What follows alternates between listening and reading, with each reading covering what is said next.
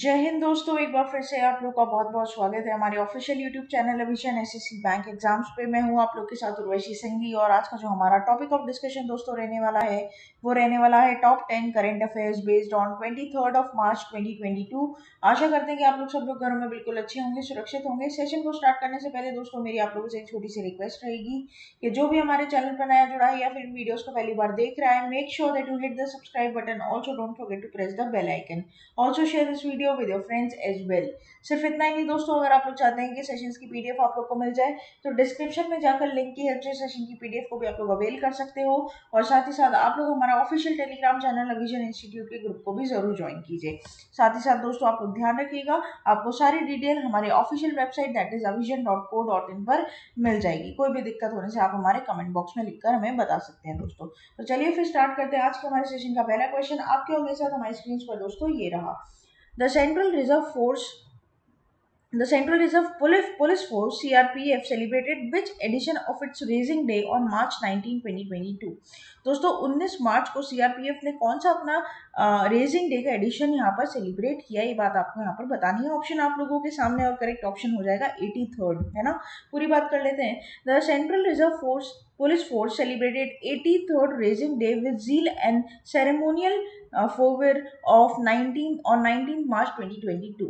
The 83rd Raising Day Parade was organized at the Maulana Azad Stadium in Jammu. ठीक है, ये ध्यान रखना कि कहाँ पर हुई है दोस्तों, तो ये जम्मू में मौलाना आजाद स्टेडियम में ऑर्गेनाइज की गई है। ठीक है, this was the first time that the CRPF celebrated it's raising day outside the national capital.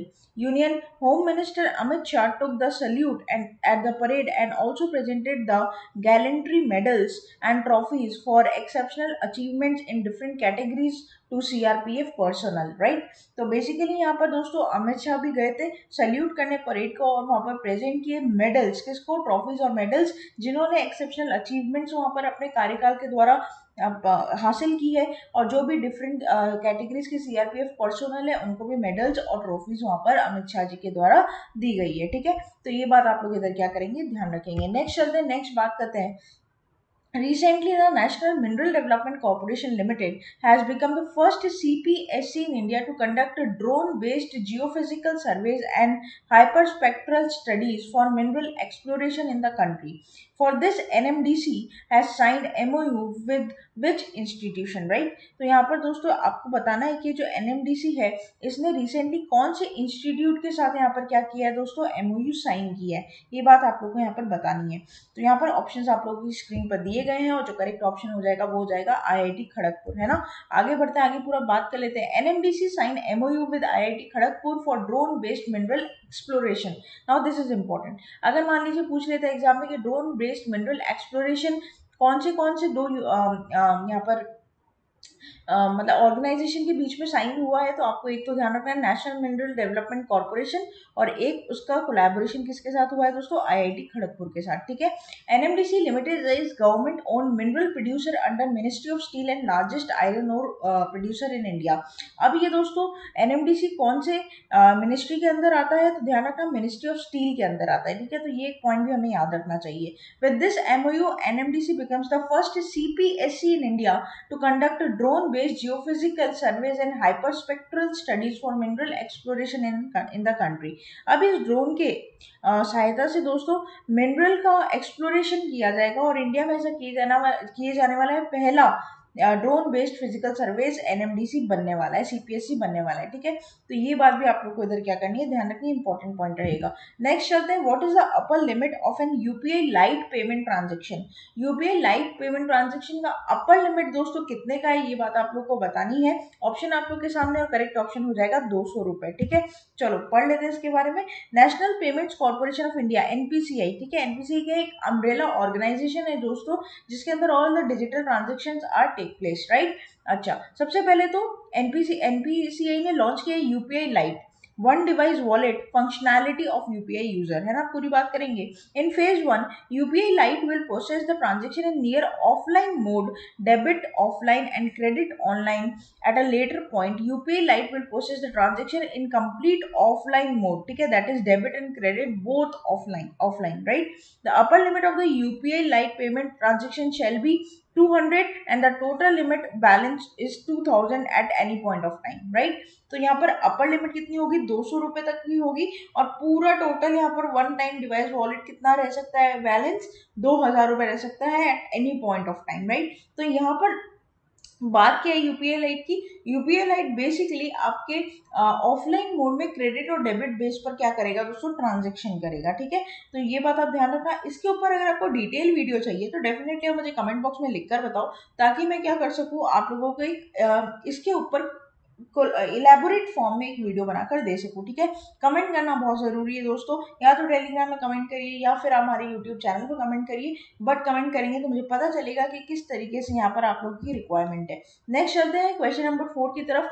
As defined by the Reserve Bank of India, a micro finance loan is a collateral free loan given to a household having an annual household income up to rupees dash. अब पहली बात तो collateral free क्या होता है? Collateral free मतलब security free. आपको पता है जब भी आपको लोन लेना पड़ता है बैंक से तो आपको कुछ सिक्योरिटी मॉर्गेज करवानी पड़ती है दोस्तों, है ना?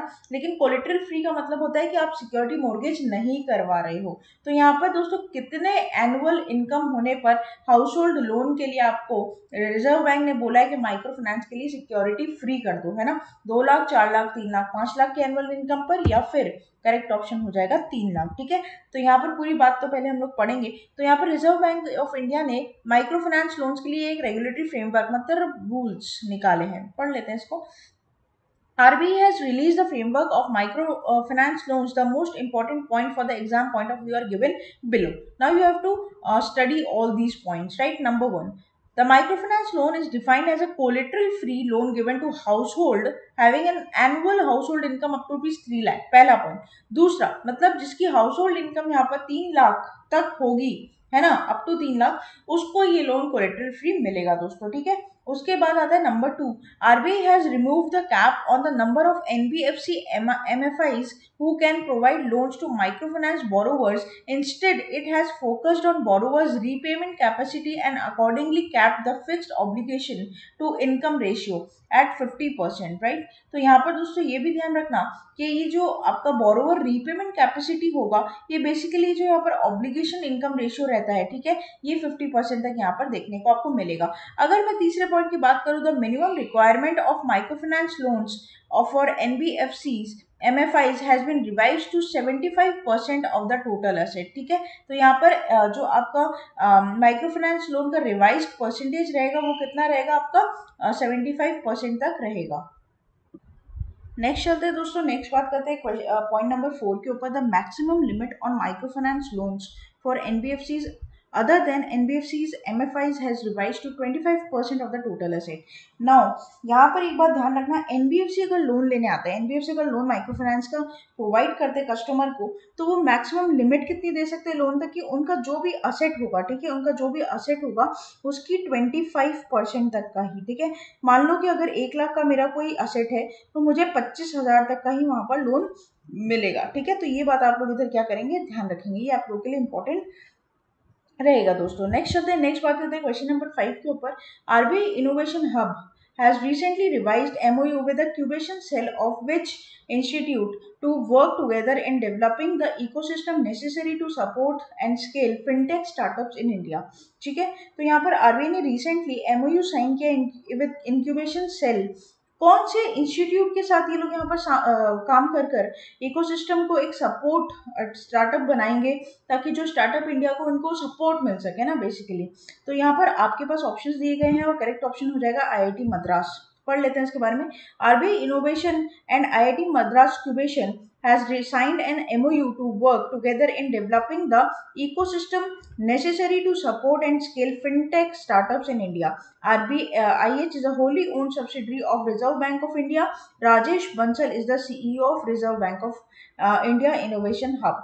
Select startup incubated at IITM Incubation Cell will be considered for the time to time by RBIH for co-incubation and thereby receive strategic and operational guidance, training and mentoring sessions of RBIH leadership, right?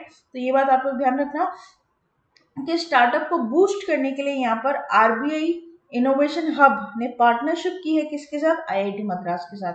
बस ऐसे ऐसे करके अगर आप लोग याद रखते हैं और पॉइंट वाइज अपनी कॉपी में नोट डाउन भी करते रहते हैं दोस्तों, तो करंट अफेयर्स यहाँ पर आप लोग सॉल्व हो जाएंगे। नेक्स्ट चलते हैं क्वेश्चन नंबर 6 के ऊपर। Which of the following country is not placed in top 5 of the United Nations world happiness report for the year 2022?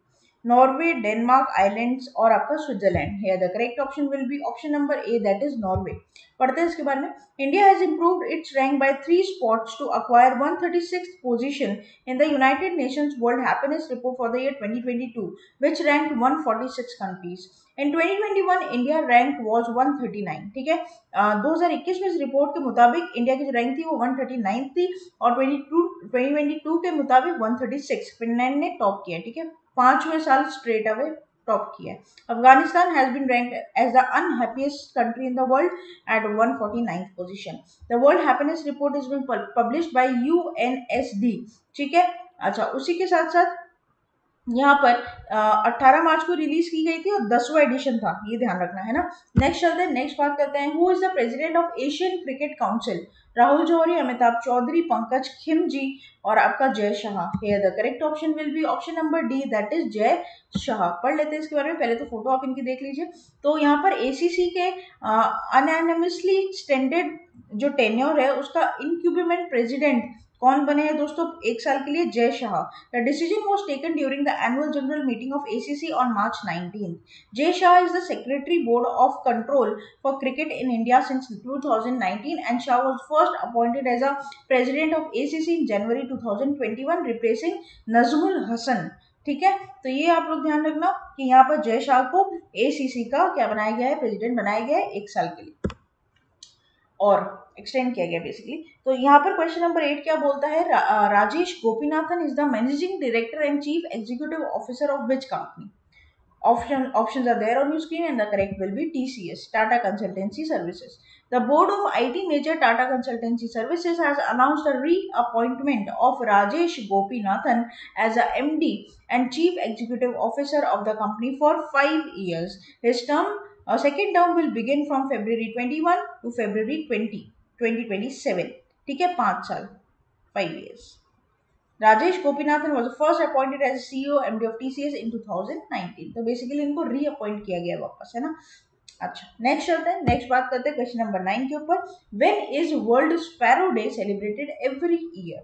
World sparrow day celebrate कब किया जाता है हर साल? ये बात आपको बतानी, ऑप्शन आप लोग के सामने है। करेक्ट ऑप्शन हो जाएगा 20th मार्च, है ना। तो world sparrow day celebrated every year on March 20। Theme क्या रहेगी?